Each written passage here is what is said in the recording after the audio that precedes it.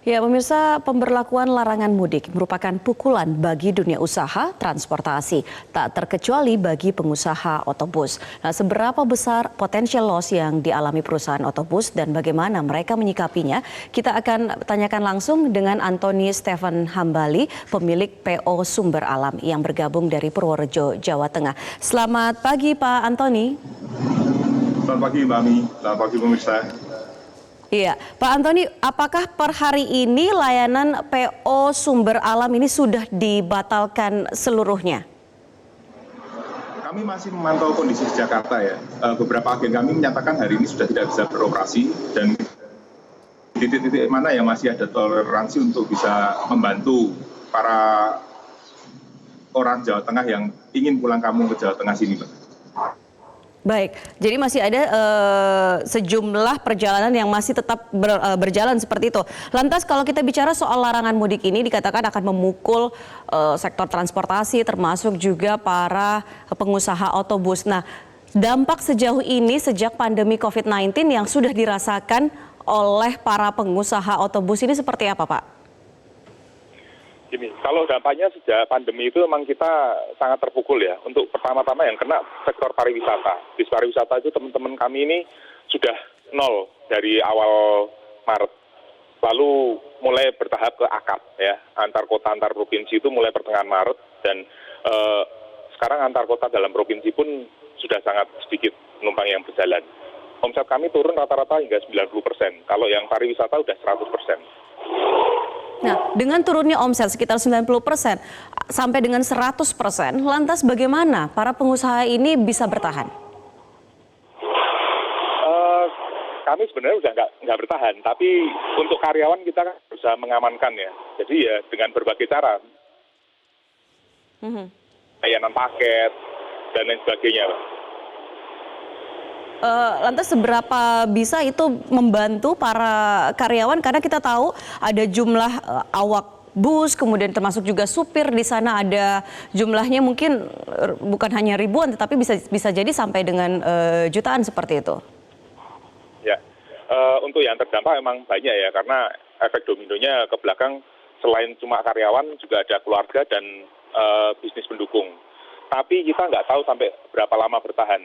Kita berusaha semaksimal mungkin. Dengan 10% unit yang jalan ini aja kita cuma bisa nutup biaya ongkos operasional jalan.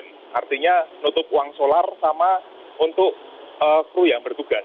Itu aja. Untuk yang lain-lain kita harus mengusahakan dari tempat lain, Mbak. Nah, tetapi saat ini kan ada pemberlakuan larangan mudik, Pak. Berarti dengan kata lain, seluruh perjalanan jarak jauh dari zona daerah-daerah yang zona merah ini bisa dikatakan dilarang ataupun juga dibatasi. Nah, bagaimana kemudian bertahan di tengah situasi ini? Jangan sampai ada yang membuat ada pengusaha otobus yang tetap memaksakan untuk melanggar aturan ini. Enggak, kami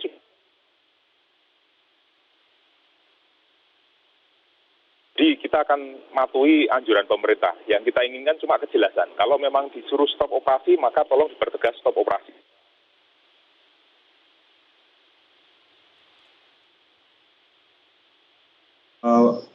Pengaturan di lapangannya akan seperti apa?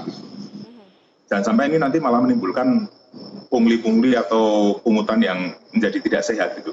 Oke, berarti dengan kata lain hingga hari ini di saat penerapan ini sudah resmi diberlakukan tetapi belum jelas bagi para pengusaha atau operator otobus ini seperti apa aturan ataupun juga mekanisme pelaksanaannya di lapangan? Betul, karena kami mendapat kabar tadi malam Permenhubnya baru keluar dan hingga pagi ini kami belum mendapatkan salinannya. Jadi setelah ada landasan hukumnya kita akan segera bergerak untuk mengatur operasional di lapangan. Oke, nah operasional itu terkait juga dengan jurusan-jurusan mana saja yang masih diperbolehkan beroperasi. Di mana saja itu, Pak? Kalau menurut kabar yang kami sudah tutup, artinya nggak boleh keluar dari zona itu. Nah, kita akan koordinasi dengan teman-teman apakah di titik-titik yang di luar Jabodetabek itu masih memungkinkan untuk pemberangkatan. Gitu. Karena kami memikirkan sebenarnya masyarakat yang di Jakarta yang itu tadi sudah tidak punya pekerjaan dan mereka harus menanggung ongkos hidup yang tidak murah. Apalagi dengan pembatasan ini kan tentu yang kita takutkan seperti kayak bahan makanan atau apa itu mungkin akan tambah naik atau tambah langka. Nah, kalau mereka bisa diangkut pulang ke kampung halamannya kan itu meringankan beban mereka ya. Dan kita berbagi beban antara pemerintah Jakarta, Jabodetabek dengan daerahnya. Baik, jadi itu juga masih menunggu konfirmasi berikutnya atau penjelasan berikutnya dari pihak-pihak yang terkait. Lantas bagaimana dengan para penumpang, Pak? Para penumpang yang sudah membeli tiket? Kita akan lihat ya, kalau aturan pemerintah untuk stop, maka itu bukan kesalahan penumpang, kita akan kembalikan tiketnya. Itu aja kebijakan dari perusahaan. Baik, itu jadi itu masih kebijakan, tetapi ada jaminan bahwa semuanya akan dikembalikan seperti itu? Seperti halnya misalnya penumpang kereta api yang ada jaminan bahwa para tiket mereka akan dikembalikan 100%? Betul, jika emang itu aturan pemerintah, kita akan ngikutin. Baik, jadi sekali lagi saya mau garis bawahi hingga saat ini belum ada aturan resmi ataupun juga breakdown apa saja mekanisme poin-poin yang harus ditaati ataupun juga bagaimana mekanisme di lapangan yang diterima oleh para pengusaha otobus, seperti itu? Betul, sampai saat ini kami belum menerima itu. Sampai saat ini belum menerima itu. Ya. Baik, lantas Pak, sebenarnya kalau kita bicara terkait dengan dampak yang dirasakan, kompensasi apa yang diharapkan oleh para pengusaha? Dari pengusaha otobus saat ini kita memikirkan pertama-tama untuk karyawan. Jadi kami memohon untuk bisa jaring pengaman sosial untuk karyawan kami yang terdampak. Ya. Setelah itu ya dipikirkan gimana keamanan industri ini, industri transportasi darat ini, karena hingga saat ini insentif-insentif dari perpajakan maupun itu menyentuh ke kami langsung, itu. Baik, apakah insentif perpajakan saja yang diharapkan atau ada keringanan lain atau ada kompensasi lain yang dirasakan paling bisa menolong para pengusaha untuk bertahan di kondisi saat ini? Tadi perpajakan dan keuangan. Jadi istilahnya gimana dengan lembaga pembiayaan, perbankan maupun leasing, itu kan kita juga sebagian kan punya kewajiban ya. Jadi ini yang harus dibantu dari pemerintah dengan punya. Jadi kami yang pengaman untuk karyawan, kemudian untuk pengusahanya, untuk industrinya, gimana kita bisa melewati ini. Jangan sampai nanti kita udah ini kena PSBB, lalu stop operasi, tapi dari pihak pembiayaan masih terus nagih hingga sampai nanti melakukan penyitaan aset, itu kan kolaps industrinya.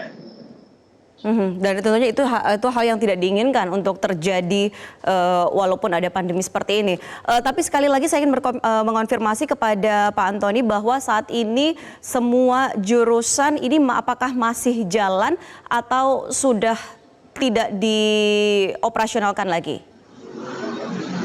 Kami tadi malam sampai kemarin malam kita dari Jateng DIY masih mengirim unit untuk ngantar penumpang ke arah Jakarta. Nah, hari ini tentunya unit-unit tersebut harus dipulangkan. Kalau enggak, kru kami pun terjebak di Jakarta. Nah, ini yang masih kami tunggu.